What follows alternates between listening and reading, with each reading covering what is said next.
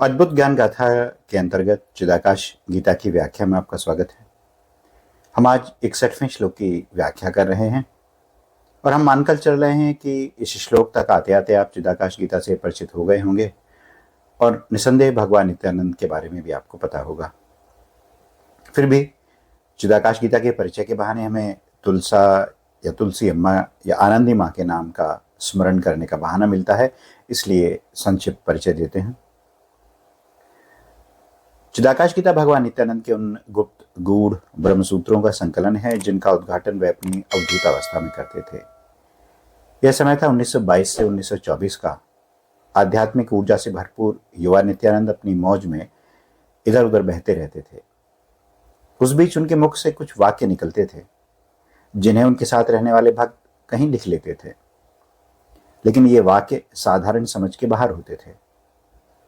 लेकिन तुलसी अम्मा इनका महत्व समझती थीं, इसलिए उन्हें बड़े श्रम के साथ इन्हें संकलित कर लिया। बाद में बड़े बाबा की सहमति से इन्हें नाम दिया गया चिदाकाश गीता। आज हम चिदाकाश गीता के 61वें श्लोक की चर्चा कर रहे हैं। 61वां श्लोक अंग्रेजी में। He who meditates on the reality is a sannyasi. He is a yogi. The distinction of pariya exists in the external. Internally, all is one without distinction. What is pariya is not after death.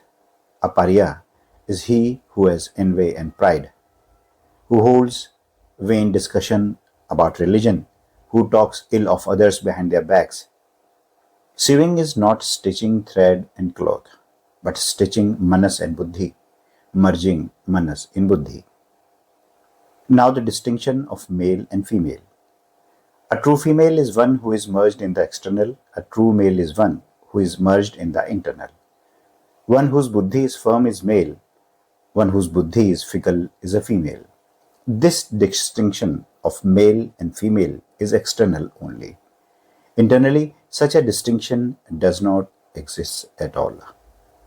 When the manas and buddhi are merged in the Atman, one who is physically a woman becomes spiritually a man.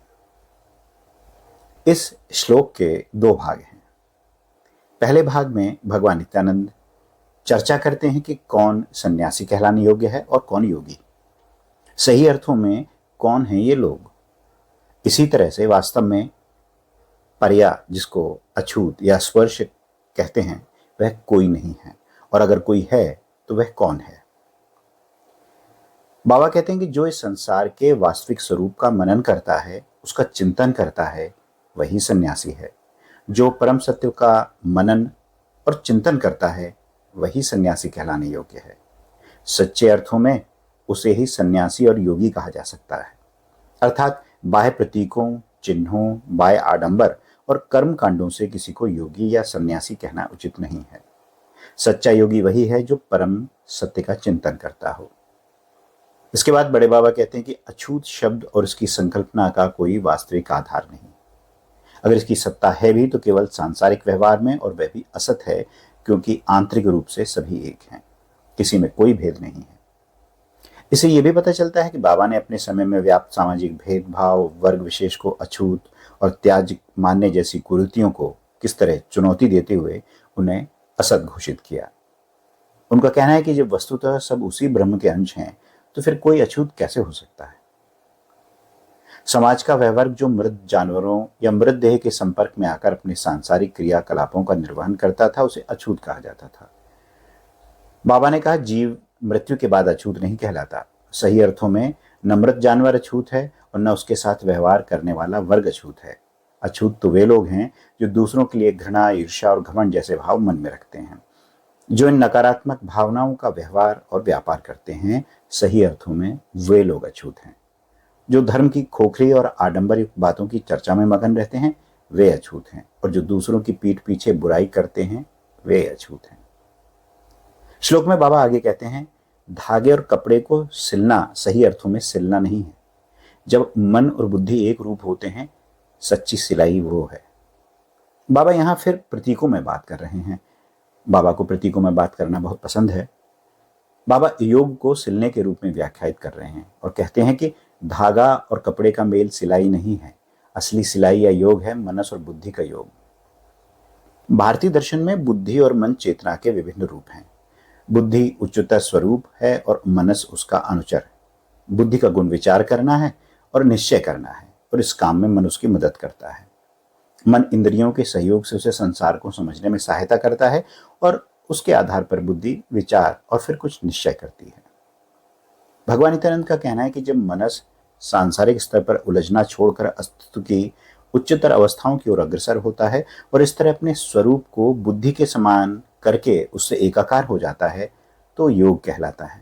और इसके अतिरिक्त जो कुछ भी है वह धागे और कपड़े की सिलाई की तरह सांसारिक स्तर पर महज ऊपरी दिखावा है। अब हम आते हैं श्लोक के दूसरे भाग पर।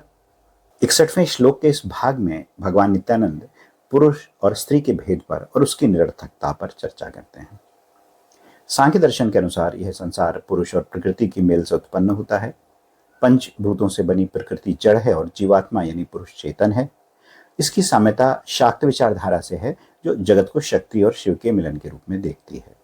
इन अर्थों में प्रकृति या स्त्री या शक्ति वह है जो बाह्य संसार का प्रतिनिधित्व करती है, और पुरुष या शिव आंतरिक चेतन जगत का प्रतिनिधि है। आम धारणा है कि पुरुष की बुद्धि स्थिर होती है और स्त्री की बुद्धि चंचल, इसीलिए स्त्री को कहीं कहीं चंचला भी कहा जाता है। लेकिन भगवान नित्यानंद स्त्री और पुरुष के इस विभेद से सहमति नहीं रखते। वे कहते हैं कि स्त्री और पुरुष का भेद अगर है तो केवल बाह्य स्तर पर है। आंतरिक रूप से स्त्री और पुरुष दोनों समान हैं। जब बुद्धि और मनस का विलय आत्मन में हो जाता है, उस अवस्था में प्रकृति और पुरुष का यह भेद भी मिट जाता है, और जो कुछ भी जड़ है वह चेतन हो जाता है। इसे फिर से समझने की कोशिश करते हैं। हम श्लोक संख्या 60 में चर्चा कर चुके हैं कि जब शुद्ध नित्य आत्मा मन बुद्धि अहंकार की उपाधियों से युक्त होता है तो जीवात्मा कहलाता है। इसके अलावा 61वें श्लोक के पूर्वार्ध में हमने चर्चा की कि बुद्धि और मन चेतना के विभिन्न रूप हैं। बुद्धि इच्छित स्वरूप और मनस उसका अनुचर। बुद्धि का गुण विचार करना और निश्चय करना, और इस काम में मन उसकी मदद करता है। मन इंद्रियों की मदद से संसार को अनुभव करने में बुद्धि को सहयोग देता है, और इस अनुभव के आधार पर बुद्धि पहले विचार और फिर संकल्प करती है। लेकिन जब मन और बुद्धि की उपाधियां या सीमाएं मिटते मिटते आत्मन में विलीन हो जाती हैं, तो आत्मा का शुद्ध स्वरूप स्वप्रकाशित हो उठता है। यह व्यवस्था है जहां स्त्री और पुरुष का भेद नहीं है, शिव और शक्ति का द्वैत नहीं है, बाह्य और आंतरिक संसार की दीवारें नहीं हैं, केवल शुद्ध चेतन ही रह जाता है, और यह शुद्ध चेतन ही शिव है, शुभ है, कल्याणकारी है। इसलिए अगर कोई शारीरिक दृष्टि से स्त्री भी है तो वह इस अवस्था में आकर आध्यात्मिक जगत का पुरुष या शिव में परिणत हो जाती है। तो मित्रों, यह थी चिदाकाश गीता के 61वें श्लोक की व्याख्या। आशा है आपको यह प्रयास अच्छा लगा होगा। हमेशा की तरह कहते हैं कि इस श्लोक को आप भी व्याख्यायित करने की कोशिश करें। बाबा स्वयं इस बात को बढ़ावा देते थे कि हम अपने अनुभवों और समझ के आधार पर आध्यात्मिक संकल्पनाओं को समझें। अगर आपको हमारा प्रयास अच्छा लगा हो तो हमें लाइक करें, शेयर करें, और नए हो तो सब्सक्राइब करें, नोटिफिकेशन बेल ऑन कर लें। मिलते हैं एक नई प्रस्तुति के साथ। तब तक जय नित्यानंद।